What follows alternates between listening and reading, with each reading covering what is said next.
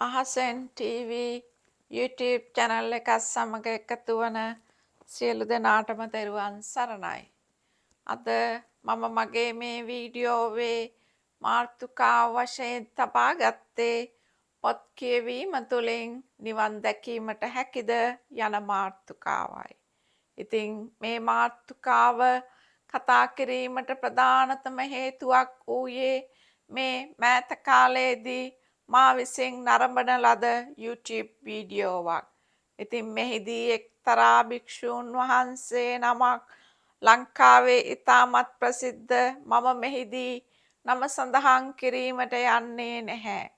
උන්වහන්සේ විසින් මේ විවිධ වූ භික්ෂූන් වහන්සේලාගේ ධර්ම විකෘතීන් පිළිබඳව මේ ත්‍රිපිටකයට අනුව පැහැදිලි කිරීම සිදු කරනවා. එය ඉතාමත්ම ශ්‍රේෂ්ඨ වූ කාරණයක්. මම උන්වහන්සේගේ ඒ වීඩියෝ නැරඹීම තුළින් උන්වහන්සේ ඒ ඉතාමත්ම පැහැදිලිව ත්‍රිපිටකයට අනුව ඒ ධර්ම විකෘතිය පැහැදිලි කර දීම මා ඉතාමත්ම අගය කොට සලකනවා. එසේම එය ඉතාමත්ම කාලෝචිත වූ ක්‍රියාවක්. ඉතින් නමුත් මෙහිදී මා දෙයක් සඳහන් කරන්න කැමති. උන්වහන්සේගෙන් අපේ සමහර ගිහි පින්වතුන් අසුවා වූ ප්‍රශ්නයකට උන්වහන්සේ දුම් පිළිතුරක් පිළිබඳවයි මා මේ පැහැදිලි කිරීමට යන්නේ. උන්වහන්සේගෙන් ඒ ශ්‍රාවකයන් විසින් අසා තිබෙනවා, ස්වාමීනී, අපට නිවන් අවබෝධ කර ගැනීම සඳහා ඔබ වහන්සේ පවසන ආකාරයට මේ භික්ෂූන් වහන්සේලාගේ ධර්මය අසන්නට එපායයි ඔබ වහන්සේ විසින් අපට අනුදැන වදාරනවා. ඉතින් එසේනම් අප කෙසේද මේ උතුම් වූ නිර්වාණය අවබෝධ කරගන්නේ කියන කාරණය. ඉතින් එහිදී උන්වහන්සේ පවසා තිබෙනවා ඔබලාට නිවන් අවබෝධ කර ගැනීමට අවශ්‍ය නම් මේ අපේ තිබෙන්නා වූ බෞද්ධ ග්‍රන්ථයන් වන විසුද්ධි මාර්ගය, එසේම ත්‍රිපිටකය වැනි දේවල් පරිශීලනය කරන්න කියන කාරණය.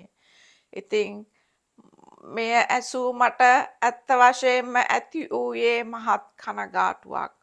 මක් නිසාදයත් ඒ උන්වහන්සේට පවා දැනීමක් නැහැ මේ උතුම් වූ චතුරාර්ය සත්‍යය අවබෝධ කර ගැනීම යනු මේ ප්‍රායෝගික වූ ප්‍රතිපදාවක් බව.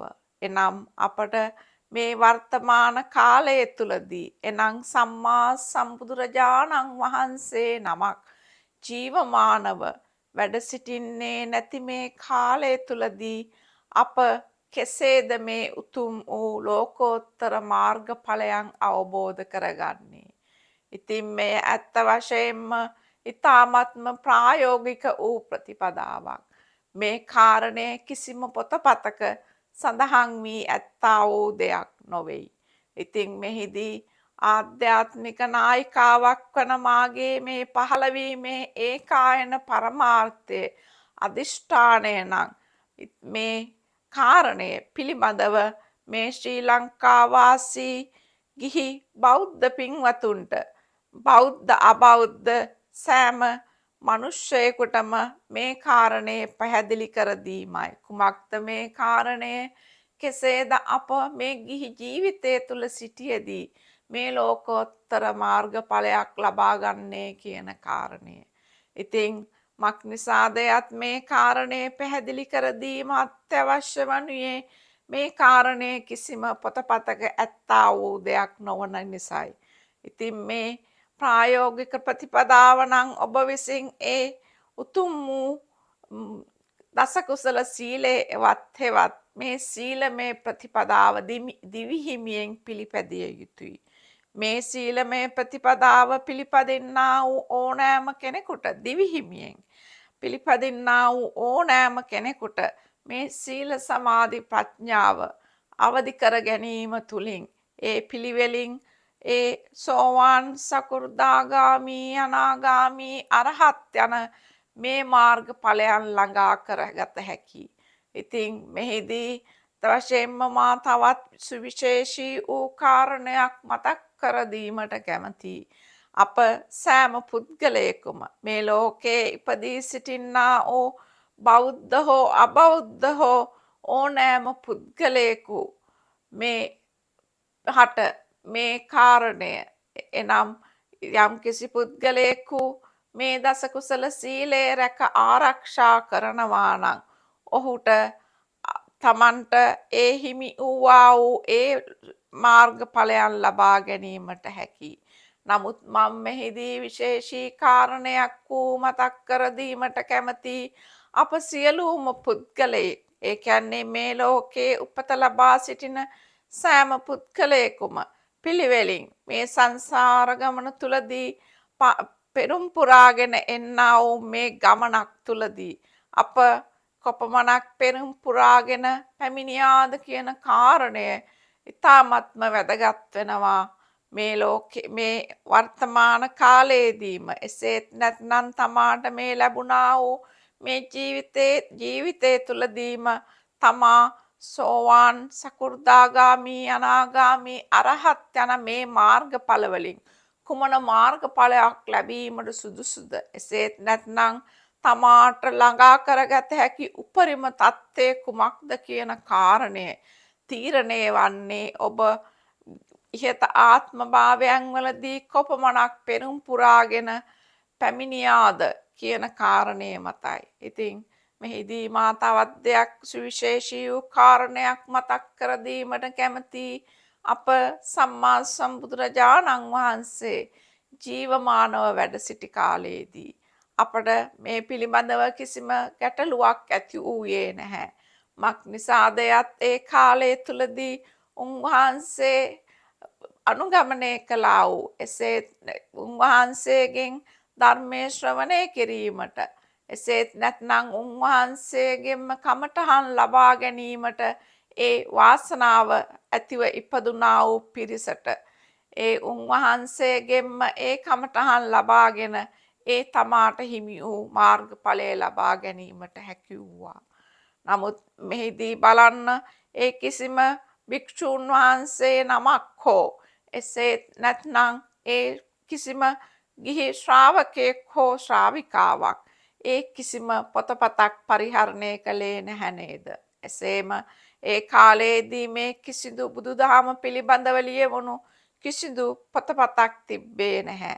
ඉතින් මේ පොත්පත් විසුද්ධි මාර්ගයේ ත්‍රිපිටකයේ වැනි පොත්පත් ඉතාමත් මෑත කාලයේදී ලියවුණා වූ ධර්ම ග්‍රන්ථ. ඉතින් අනිත් එක මම මෙහිදී තව දෙයක් සඳහන් කරන්න කැමතියි.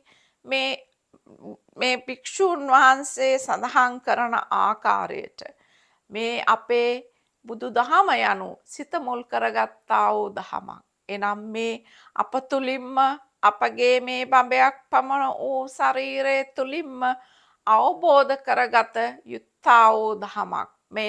මේ අවබෝධ කරගන්නා වූ ක්‍රමය සෑම පුද්ගලයෙකුටම මේ ලෝකේ ඒ කියන්නේ කෝටි සංඛ්‍යාත මිනිසුන් ප්‍රමාණයක් සිටිනවා නම් මේ සෑම පුද්ගලයෙකු විසින්ම මේ දහම අවබෝධ කරගන්නේ තමාටම ආවේනික වූ ක්‍රමයක් ප්‍රතිපදාවක් තුලින්.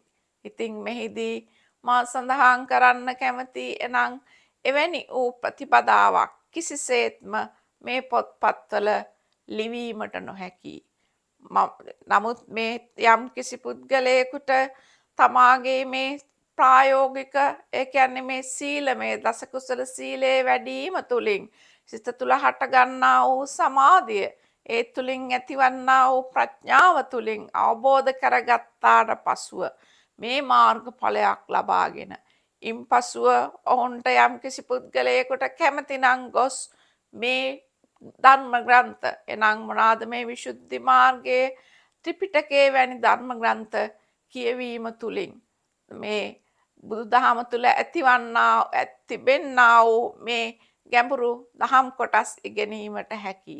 ඉතින් මේ හරියට කියනවා නම් උදාහරණයක් වශයෙන් හිතන්න මේ ත්‍රිපිටකයක් විසුද්ධි මාර්ගයක් ගැන කවදාක්වත් අසා නැති භික්ෂූන් වහන්සේ නමක් මහා වනාන්තරයක මහා ගල්ලෙනක හෝ යම්කිසි ස්ථානයක ඉඳ මේ බවුන් වඩා තමා විසින්ම මේ ප්‍රඥාව අවදි කරගෙන මේ උතුම් වූ මාර්ගඵලයන් ලබාගෙන උන්වහන්සේ විසින් පසුකාලීනව සිටීමට පුළුවන් මට මේ ශ්‍රී ලංකා දීපයට ගොස් මේ ධර්ම ග්‍රන්ථ පරිශීලනය කර මේ උතුම් බුදුරජාණන් වහන්සේ විසින් දේශනා කර ඇත්තා වූ මේ සූත්‍ර පිටකය, විනය පිටකය, අභිධර්ම පිටකය වැනි මේ ගැඹුරු ධර්ම කාරණා මා අධ්‍යයනය කිරීමට කැමැතියි කියා.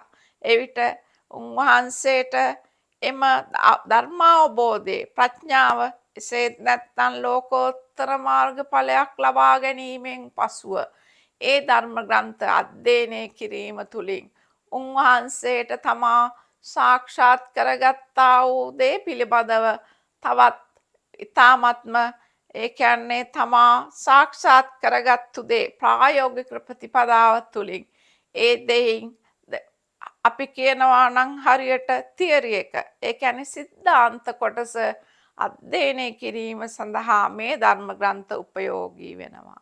ඉතින් මම මෙහිදී තව දෙයක් සඳහන් කරන්න කැමති ක්‍රිස්තියානි භක්තිකයන්ට. ක්‍රිස්තියානි ආගම කියන්නේ ලෞකික ආගමක්. ඉතින් ඔවුන්ට බයිබලය අධ්‍යයනය කිරීම තුළින් ක්‍රිස්තියානි ආගම ගැන සම්පූර්ණ ඉගෙනීමක්, කියවීමක් ගත හැකියි. එසේම ඒ හා සමානව ඉස්ලාම් භක්තිකයන්ට කුරාණය කියවීම තුළින්, අධ්‍යයනය කිරීම තුළින් ඒ ඉස්ලාම් ආගම ගැන සම්පූර්ණ විග්‍රහයක්, සම්පූර්ණ අධ්‍යයනයක් කළ හැකියි. ඇයි එසේ වී ඇත්තේ? එනම් මොකද ක්‍රිස්තියානි ආගම, ඉස්ලාම් ආගම කියන්නේ ලෞකික ආගම්.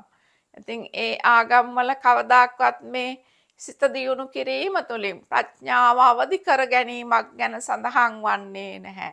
එසේම ඒ ආගම්වල ලෝකෝත්තර මාර්ගඵල ලබාගෙන මේ සසර ගමන කෙටි කර ගැනීම, එසේත් නැත්නම් මේ සසර ගමන තුල තිබෙන්නා වූ මේ දුක කෙලවර කිරීමේ මාර්ගය පිළිබඳව සඳහන් වන්නේ නැහැ.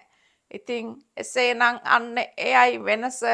අපේ එම ආගම් වලට ඒ බයිබලය හෝ කුරාණය අධ්‍යයනය කිරීම තුළින් ඔවුන්ට සම්පූර්ණ ඒ ආගම් පිළිබඳව විග්‍රහයක්, කියවීමක් ලබාගත හැකියි. නමුත් අපේ බුදුදහම තුළ තිබෙන්නා වූ සුවිශේෂත්වය නම් මේ ලෝකෝත්තර මාර්ගඵල ලබා ගැනීම කියන කාරණය ඉතාමත්ම ප්‍රායෝගික වූ ප්‍රතිපදාවක්. මෙය කිසිවෙකුටත් පොතපත අධ්‍යයනය කිරීම තුළින් ලබාගත නොහැක්කා වූ උත්තරීතර තත්ත්වයක් තමයි මේ උතුම් වූ චතුරාර්ය සත්‍ය ධර්මය අවබෝධ කර ගැනීම කියන කාරණය. ඉතින් එසේනම් මා මේ දේශනාව කෙටියෙන් අදට මෙසේ අවසන් කරමින් මගේ දේශනාව අවසන් කරනවා. මේ පිළිබඳව නැවතත් මා ඉතාමත්ම සුවිශේෂී වූ ඉතාමත් වැදගත් කාරණා ඉදිරියේදී කතා කිරීමට බලාපොරොත්තු වෙනවා. එසේනම් ඔබ සැමට තෙරුවන් සරණයි.